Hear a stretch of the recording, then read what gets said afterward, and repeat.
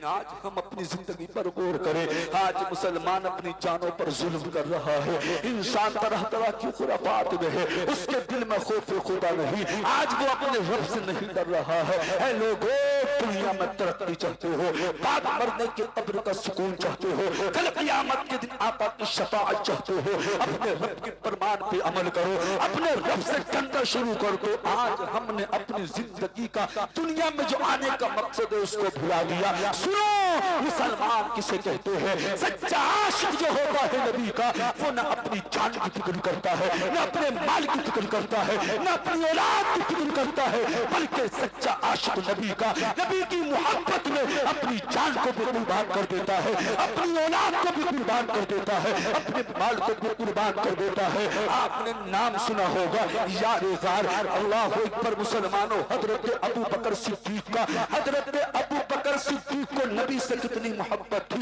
علماء اکرام کی دعائیں چاہوں گا، مولانا فارس صاحب قبلہ دعائیں چاہ رہے ہیں، ہمارے بزرگ بیٹھے ہیں، ذرا سنیں حضرت ابو بکر صدیق کو نبی سے کتنی محبت تھی، کتنا عشق تھا، کتنا پیار تھا۔ حضرت ابو بکر صدیق کی دل کی تمنا تھی، آقا ہمیشہ آپ کے چہرے کی زیارت کرتا رہا، دل کی تمنا تھی، آقا اپنا ساری دولت آپ پر قربان کر دوں، دل کی تمنا تھی۔ حضرت ابو بکر صدیق کی آقا ہمیشہ آپ کے قدموں میں رہو۔ آج بھی مدینہ جا کے دیکھیں، حضرت ابو بکر صدیق نبی کے قدموں میں موجود ہے۔ ایسی محبت حضرت ابو بکر صدیق نے نبی سے کی، دنیا ایسی محبت پیش نہیں کر سکتی، دنیا قاصر ہے ایسی محبت پیش کر دے سے۔ جانتے ہو ایسی محبت پیش کی حضرت ابو بکر صدیق نبی سے کتنی محبت کیا کرتے تھے۔ اب ذرا دل سے سننے کی کوشش کریں، اللہ اللہ تاریخ بتاتی ہے جب میرے آقا نے دین کی تبلیغ کی اور حضرت ابو بکر صدیق مسلمان ہو گئے، جوانوں میں سب سے پہلے اگر کسی نے کلمہ پڑھا تو اس ذات کو حضرت ابو بکر صدیق کہتے ہیں، بچوں میں سب سے پہلے اگر کسی نے کلمہ پڑھا حضرت علی شیر خدا کہتے ہیں، اور عورتوں میں سب سے پہلے اگر کسی نے کلمہ پڑھا اس کو حضرت خدیجۃ الکبریٰ کہتے ہیں۔ میرے آقا نے جب دین کی تبلیغ کرنا شروع کیا، کچھ مسلمان ہونے لگے، اللہ اللہ تاریخ بتاتی ہے تو میرے آقا نے ارشاد فرمایا تھا، اے مسلمانوں، اے لوگوں، ابھی اپنا ایمان لانا، لوگوں سے مت بتانا، چھپائے رکھنا، اس لیے اگر کہ تم نے اپنا ایمان لانا، اپنے ایمان لانے کا اعلان کر دیا تو کفار و مشرکین آپ کو تکلیفیں دیں گے، آپ کو پریشان کریں گے۔ اللہ اکبر مسلمانوں میں بتانے لگا ہوں، نبی کا جو سچا عاشق ہوتا ہے وہ اپنی جان کی پرواہ نہیں کرتا۔ اللہ اللہ، یہاں تک کہ اللہ کے فضل و کرم سے جب مسلمانوں کی تعداد بڑھنے لگی، حضرت ابو بکر صدیق نے ایک دن عرض کیا، یا رسول اللہ، اب اسلام کا چرچا علل اعلان کرنا چاہیے، اب اسلام کی دعوت کھلم کھلتا کرنی چاہیے۔ آقا نے منع کر دیا، یار غار حضرت ابو بکر صدیق نے بار بار اصرار کیا، آقا نے قبول کر دیا۔ اللہ اکبر مسلمانوں، حضرت ابو بکر صدیق نے جب اتنا سنا، آقا نے اجازت دے دی، حضرت ابو بکر صدیق اس وقت جتنے بھی مسلمان ہوئے تھے سب کو لے کر مسجد حرام میں پہنچے۔ کہا مکہ شریف کے اندر مسجد حرام میں پہنچے، تاریخ گواہ ہے، تاریخ شاہد ہے، اسلام کا سب سے پہلا خطبہ اگر کسی کو دینے کا شرف حاصل ہوا تو اس ذات کو حضرت ابو بکر صدیق۔ نعرہ تکبیر، نعرہ رسالت، مسلک اعلیٰ حضرت،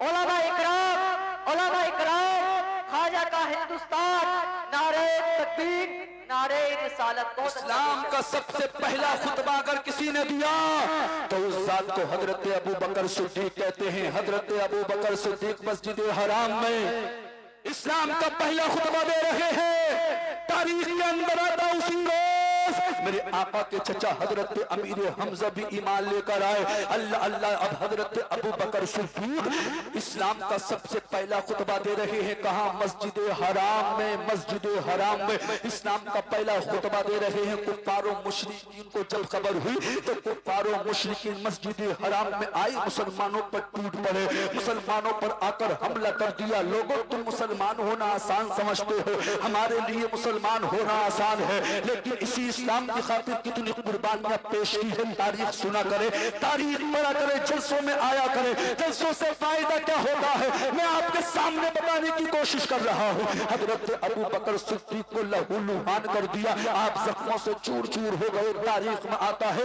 اس واقعے کے بعد ایسا نہیں لگتا تھا کسی کو کہ ابو بکر صدیق رضی اللہ تعالی عنہ زندہ رہ سکتے ہیں۔ ہر کسی کو یہی لگتا تھا آپ کے زخموں کو دیکھنے کے بعد، آپ کے جسم کو دیکھنے کے بعد کہ اس حادثے میں ابو بکر صدیق کا انتقال ہو جائے گا۔ اسی دوران جب حضرت ابو بکر صدیق کے قبیلے کے لوگوں کو معلوم ہوا، مسجد حرام میں آنے کے بعد حضرت ابو بکر صدیق کو دیکھا تو آپ کے قبیلے کے لوگوں نے کہا تھا اگر ابو بکر کا اس حادثے میں انتقال ہو گیا تو ہم اس کا بدلہ لیں گے اور بدلے میں قتل کے بدلے قتل کریں گے۔ حضرت ابو بکر صدیق کے ہوش ہو گئے تھے، اللہ اکبر، آپ کے قبیلے والے گھر لے آئے۔ شام تک حضرت ابو بکر صدیق میں ہوش رہے۔ شام تک مسلمانوں ذرا سنو، جو آج نبی کو نبی کا دل دکھا رہے ہیں، نمازوں سے دور ہیں، گناہ کر رہے ہیں، اللہ اکبر مسلمانوں، حضرت ابو بکر صدیق شام تک بے ہوش رہے، لیکن جیسے ہی آپ کو شام کو ہوش آیا،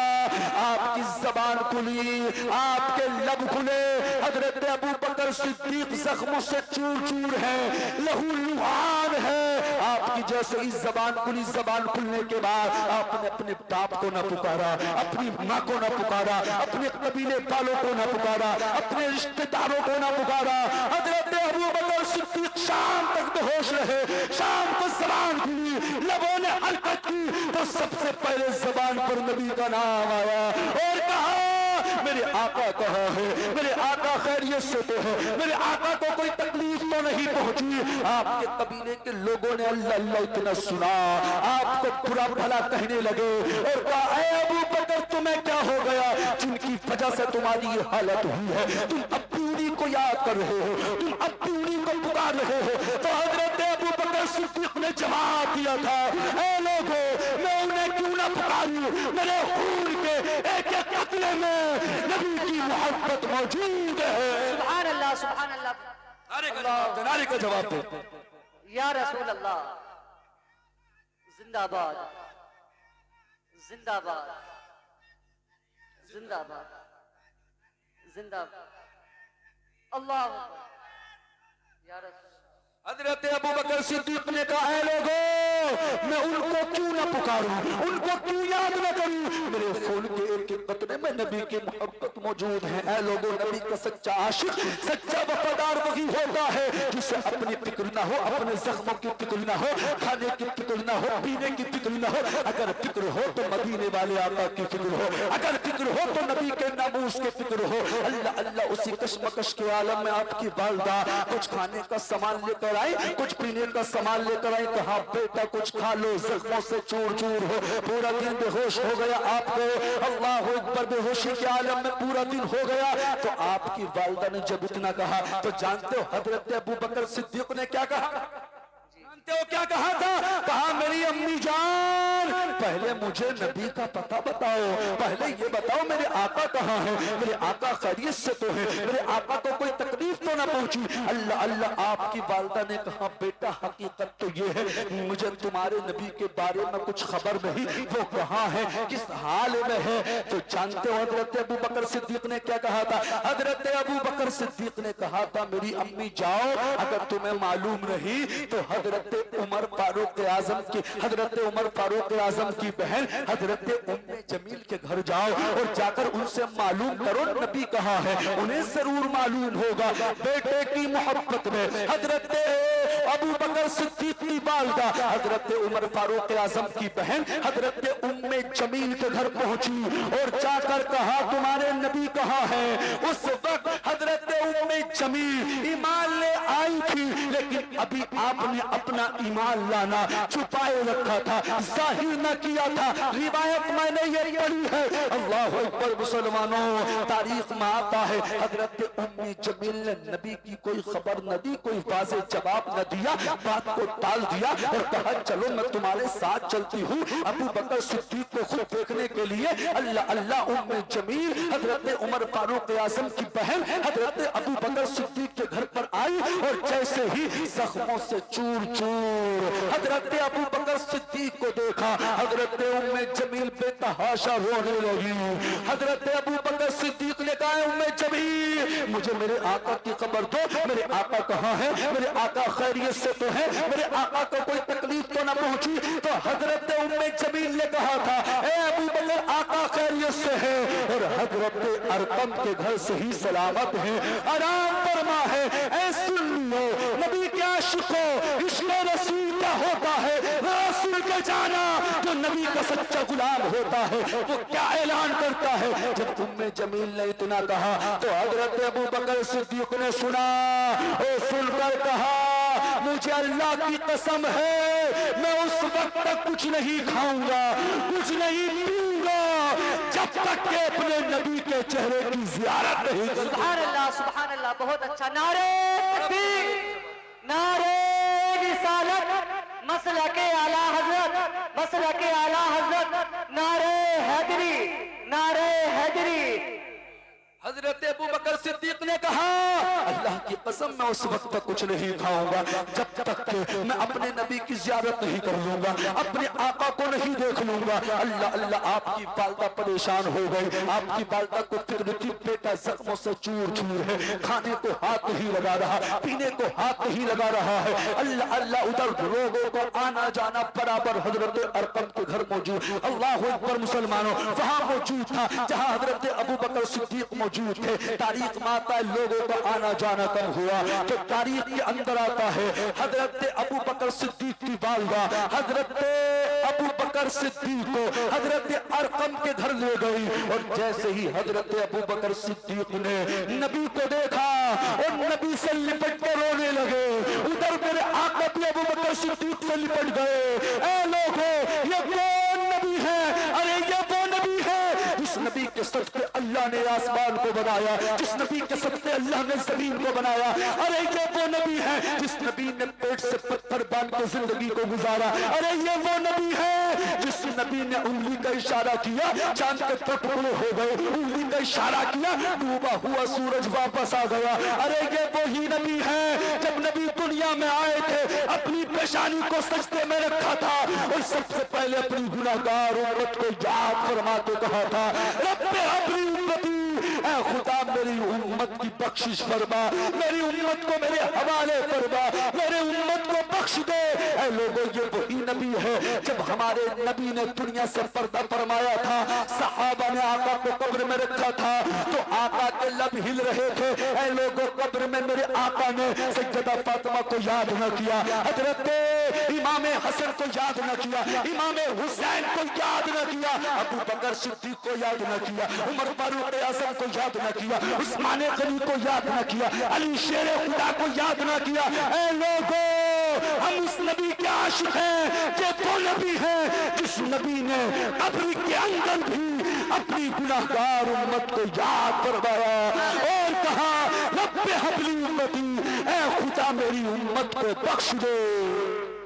सुभान अल्लाह। लोगों, मुकद्दर पे नाज करो, हम कितने खुशनसीब हैं, कितने मुकद्दर वाले हैं। हम उस नबी का कलमा पढ़ते हैं, नबी दुनिया में आए, अपनी गुनाहगार उम्मत को याद फरमाए। कभी नबी अपनी गुनाहगार उम्मत को अपनी कब्र में याद फरमा रहे हैं, लेकिन आज नबी का गुलाम नबी को नाराज करके जिंदगी गुजार रहा है। ऐ लोगों, हम नमाज नहीं पढ़ेंगे, तुम क्या समझते हो जिंदगी अच्छी हो जाएगी? कुरान नहीं पढ़ेंगे, तुम क्या समझते हो जिंदगी अच्छी हो जाएगी? माल की ज़कात नहीं निकालोगे, तुम क्या समझते हो जिंदगी अच्छी हो जाएगी? जिंदगी में चार चांद लगाना चाहते हो, जिंदगी में कामयाबी चाहते हो, जिंदगी को रोशन करना चाहते हो, बाप मरते के कब्र को रोशन करना चाहते हो तो नमाज़ें पढ़ के जिंदगी गुजारो, कुरान की तिलावत करके जिंदगी को गुजारो। इसलिए ये वो नबी है खुदा की कसम जिनके बारे में बरेली के इमाम ने फरमाया, सनकर कहूँ के माली को मौला कहूँ तुझे, बागे खलील का गुने सेवा कहूँ तुझे। हजरात, ये वो नबी है जिनके बारे में बरेली के इमाम ने फरमाया, चमक तुझसे पाते हैं सब पाने वाले, मेरा दिल भी चमका दे चमकाने वाले, बरसता नहीं देख कर अपने रहमत, पतों पर भी बरसाने वाले। हजरात, ये वो नबी है जिनके बारे में बरेली के इमाम ने फरमाया, कौन देता है देने को मुंह चाहिए, देने वाला है सच्चा नबी हमारा नबी देने वाला है सच्चा, हमारा नबी, इसलिए नबी से सच्ची मोहब्बत करो, नबी से सच्चा इश्क करो, कुरान की तिलावत कर करके जिंदगी को गुजारो। आज देखा जा रहा है घरों में कुरान तो है लेकिन मुसलमान कुरान की तिलावत नहीं कर रहा, कुरान से दूर है। कुरान की तिलावत करने के लिए मुसलमान तैयार नहीं है। ऐ लोगों, जो कुरान दुनिया में पढ़ता है बाद मरने के अपनी कब्र में कुरान पढ़ेगा। हजरत अबू बकर सिद्दीक की जिंदगी को उठाकर देखोगे, हजरत अबू बकर सिद्दीक ने कभी कुरान की तिलावत को नहीं छोड़ा। हजरत अबू बकर सिद्दीक अक्सर कुरान की तिलावत किया करते थे, उमर फारूक आज़म कुरान पढ़ते थे, उस्मान गनी कुरान पढ़ते थे, हजरत अली शेर खुदा कुरान पढ़ते थे। और करीब आके पता चलेगा मेरे होश बगदाद शरीफ की सरजमीन पे आराम फरमा है, उन्होंने हमेशा कुरान की तिलावत की। आप क्या समझते हो कुरान की तिलावत से दूर रह के हमें कामयाबी मिल जाएगी, तरक्की मिल जाएगी? कभी कुरान को छोड़कर तरक्की नहीं मिल सकती, नमाजों को छोड़कर कभी तरक्की नहीं मिल सकती। अगर तरक्की चाहते हो, कामयाबी चाहते हो तो नमाजों के करीब हो जाओ, कुरान के करीब हो जाओ। आखिरी बात बता के अपनी बात को खत्म करता हूँ। कुरान क्या है? अरे कुरान के अंदर एक सूरत है, जानते हो सूरत का नाम क्या? सूरह इखलास। आप जलसे में आए हो, एक पैगाम ले जाओ ताकि सारी जिंदगी अमल करो, दुनिया और आखिरत में बेड़ा पार हो जाएगा। सूरह इखलास देखने में तो बहुत छोटी सूरत है लेकिन इसका मकाम बहुत बड़ा है। अल्लाह के रसूल की हदीस है मिशकात शरीफ की। अरे मेरे नबी फरमाते हैं जिसने 10 पारों की तिलावत की, जिसने एक मर्तबा सूरह इखलास की तिलावत की, अल्लाह उसको 10 पारों का सवाब अता फरमाता है। अल्लाह के नबी फरमाते जिसने 2 मर्तबा सूरह इखलास की तिलावत की, अल्लाह उसको 20 पारों का सवाब अता फरमाता है। अल्लाह के नबी फरमाते जिसने 3 मर्तबा सूरह इखलास की तिलावत की, अल्लाह उसको 1 कुरान पाक का सवाब अता फरमाता है। आज हमने कुरान को आसान समझ रखा है। मुसलमानों, ये वही कुरान है। अरे इसी कुरान के अंदर एक सूरत है जिसको सूरह इखलास कहा जाता है। खुदा की कसम जो 3 मर्तबा सूरह इखलास की तिलावत करता है, अल्लाह उसको 1 कुरान पाक का सवाब अता फरमाता है। हज़रात, ये वही कुरान है। इसी कुरान के अंदर एक सूरत है जिसका नाम सूरह मुल्क है। जो रोजाना सूरह मुल्क की तिलावत करता है बाद मरने के कब्र में जाएगा, अल्लाह सूरह मुल्क की तिलावत के सदक़े उसकी कब्र को नूर से मामूर कर देगा। हज़रात, ये वही कुरान है। इसी कुरान के अंदर एक सूरत है जिसका नाम सूरह बाक़िया है, जिसके बारे में मेरे नबी ने फरमाया जो रोजाना सूरह बाक़िया की तिलावत करेगा, अल्लाह उसके घर से गरीबी को दूर करवा देगा। हज़रात, ये वही कुरान है। इसी कुरान के अंदर एक सूरत है जिसका नाम यासीन शरीफ है। अल्लाह के नबी ने फरमाया जो यासीन शरीफ की 1 मर्तबा तिलावत करता है, अल्लाह उसको 10 कुरानों का सवाब अता फरमाता है। हज़रात, ये वही कुरान है। इसी कुरान के अंदर एक सूरत है जिसका नाम सूरह कहफ है जो 15वें पारे में मौजूद है। अल्लाह के नबी फरमाते हैं मिशकात शरीफ की हदीस पाक के अंदर जो रोजाना शुरू की सूरह कहफ की 10 आयतों की तिलावत करता है वो दज्जाल के फितने से भी महफूज रहता है। सुभान अल्लाह। मुसलमानों ने अल्लाह के रसूल के फरमान पे अमल करना छोड़ दिया, कुरान की तिलावत को छोड़ दिया, नबी के फरमान पर अमल करना छोड़ दिया। काश हम रोजाना सूरह मुल्क की शुरू की 10 आयतों को पढ़ते। एक दूसरी हदीस में अल्लाह के नबी फरमाते हैं जो हर जुमे को मुकम्मल सूरह कहफ पढ़ता है वो दज्जाल के फितने से महफूज रहता है, पूरा हफ्ता परेशानियों से महफूज रहता है। लोगों कुरान को पकड़ना होगा, कुरान के करीब आना होगा, कुरान से दूरी नहीं बल्कि कुरान का कुर्ब हासिल करना होगा। अपने मुकद्दर पे नाज करो। ये मौलाना वारिस साहब आपकी बस्ती के हैं, नबी पहले सुन्नत मौलाना शहबाज रज़ा आपकी बस्ती के हैं, ये जिम्मेदार उलमा आपकी बस्ती से ताल्लुक रखते हैं। खुदा की कसम अगर ये आज न होते हो सकता था ये जलसा यहाँ नहीं हो रहा था, हो रहा हो। और सुनो, इल्म दिन की क्या बरकत होती है अगर किसी के घर में आलिम दीन होता है। अक्सर खुराफातों से वो घर दूर रहता है। उस घर में शादी होती है तो डीजे नहीं आता, जलसा होता है, आतिशबाजी नहीं होती, जलसा होता। इसलिए अपने बच्चों को आलिम बनाओ, हाफिज बनाओ, कुरान पढ़ने वाला बनाओ। इसलिए जब तुमने अपने बच्चों को हाफिज قرآن بنایا ہوگا جب بعد مرنے کے یہی حافظ قرآن تمہاری قبر پہ قرآن پڑھتا ہوا نظر آئے گا۔ ہم نے بڑے بڑے مالداروں کو دیکھا ہے، ہاتھ جھاڑ کر آ جاتے ہیں، کوئی قبر پہ نہیں رکتا ہے، سب آ کر بریانی پہ ٹوٹ پڑتے ہیں، کسی کو فکر نہیں ہوتی۔ اگر فکر ہوتی ہے تو اسی بیٹے کو فکر ہوتی ہے جس نے قرآن پڑھا ہے، جو قرآن کا قاری ہے۔ اے لوگوں، اللہ نے 4 بیٹے دیے ہیں، تو ایک کو حافظ قرآن بنا دو، قاری قرآن بنا دو۔ بات طویل ہو رہی ہے، آخری بات جو میں بتانا چاہتا ہوں، سنو، تاریخ میں آتا ہے جنگ تبوک کا موقع ہے، آقا اپنی غلاموں کے ساتھ جنگ کے میدان میں موجود ہے۔ مختصر کر کے سن لیں، اللہ اللہ میں آپ کو پیغام دے رہا ہوں، ساری زندگی اس پیغام پر عمل کرنا، وظیفہ بنا لینا، خود میں لے آنا، جلسے میں آنا بھی کامیاب ہو جائے گا انشاءاللہ۔ زندگی میں جب تک جیو گے زندگی کامیاب رہے گی۔ جنگ تبوک کا موقع ہے، آقا اپنے غلاموں کے ساتھ جنگ کے میدان میں ہے۔ اللہ اللہ کیا دیکھا؟ ایک جنازہ ہوا میں اڑتا ہوا آیا۔ جی بے شک، ایک جنازہ ہوا میں اڑتا ہوا آیا۔ اجازت ہے آپ کے آگے بڑھو؟ سارے لوگ ہاتھ اٹھا کے بولے سبحان ماشاءاللہ، اللہ آپ کو سلامت رکھے۔ ادھر والے بھی خاموشی سے سماعت کر رہے ہیں، ادھر والے مکمل سپورٹ میں ہیں۔ اب ذرا سنیں سب کے لیے، اللہ اکبر۔ ایک جنازہ ہوا میں اڑتا ہوا آیا، زمین پر ٹھہر گیا، زمین پر رک گیا۔ نبی نے فرمایا، میرے غلاموں صفوں کو سیدھا کر لو، صفیں بنا لو، میں اس کی نماز جنازہ پڑھاؤں گا، تم اس کی نماز جنازہ پڑھو۔ بے شک، حق بات ہے۔ کس میں اتنی ہمت جو آمنہ کے لال کی بات کو ٹال سکے، اے مدینے والے آقا کی بات کو ٹال سکے؟ کسی میں اتنی ہمت نہیں۔ آقا نے جب فرمایا تو تمام کے تمام غلاموں نے، صحابہ نے صفوں کو سیدھا کر دیا، صفوں کو درست کر دیا۔ اللہ اکبر۔ میرے بعد فوراً مفتی گلفام صاحب قبلہ، جو الحمدللہ جن کی تاریخ بڑی مشکل سے ملتی ہے، مولانا شہباز صاحب قبلہ کی محنتیں ہیں، کمیٹی والوں کی محنتیں ہیں، خطیب ہندوستان مفکر اسلام علامہ مفتی گلفام صاحب قبلہ منبر رسول پر بالکل آنے والے ہیں۔ گھبرائے نہیں آپ حضرات، تاریخ بتاتی ہے، بات کو جلدی سے سمیٹ رہا ہوں۔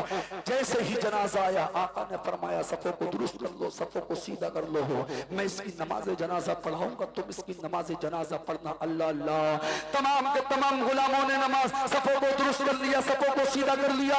آقا نے اس کی نماز جنازہ پڑھائی، صحابہ نے اس کی نماز جنازہ پڑھی۔ جس طریقے سے نماز جنازہ سے پہلے وہ جنازہ ہوا میں اڑتا ہوا آیا، نماز جنازہ کے بعد ویسے ہی واپس ہوا میں اڑتا ہوا چلا گیا۔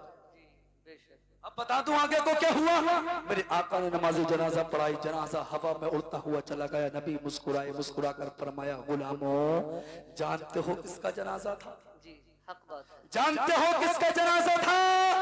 غلاموں نے عرض کیا، آقا ہم نہیں جانتے، اللہ اور اس کا رسول بہتر جانے۔ نبی نے فرمایا، غلاموں جاننا چاہتے ہو یہ کون تھا؟ غلام مچل گئے، تڑپ کر بولے، آقا بتائیے کس کا جنازہ تھا؟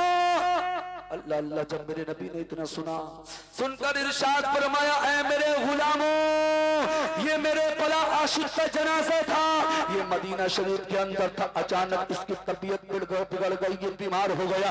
اللہ اللہ، آخری جملے عاشق القاتل مراد آبادی کے تقریر کے آ رہے ہیں، اگر دل رکھتے ہو سینے کے اندر تو سن کے جانا۔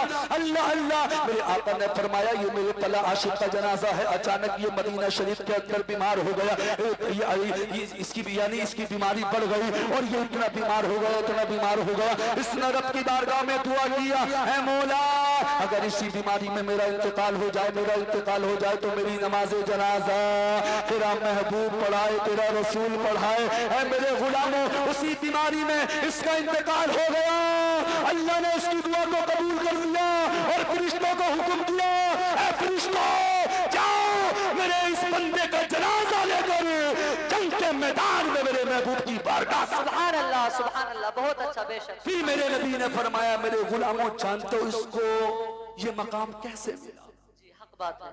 جو مطلب اور مقصد ہے تقریر کا خلاصہ وہ سن کے جائے، بھائی کچھ تو مقام ہوگا، جو اس کو مقام ملا کچھ تو وہ کرتا ہوگا، اس کا کچھ تو عمل ہوگا، کچھ وظیفہ ہوگا، یہاں دل کی تختی پر لکھ لینا اور ساری زندگی عمل کرنا۔ اللہ اللہ، میرے نبی نے فرمایا، غلاموں جانتے ہو اس کو یہ مقام کیسے ملا؟ کہا آقا ہم نہیں جانتے۔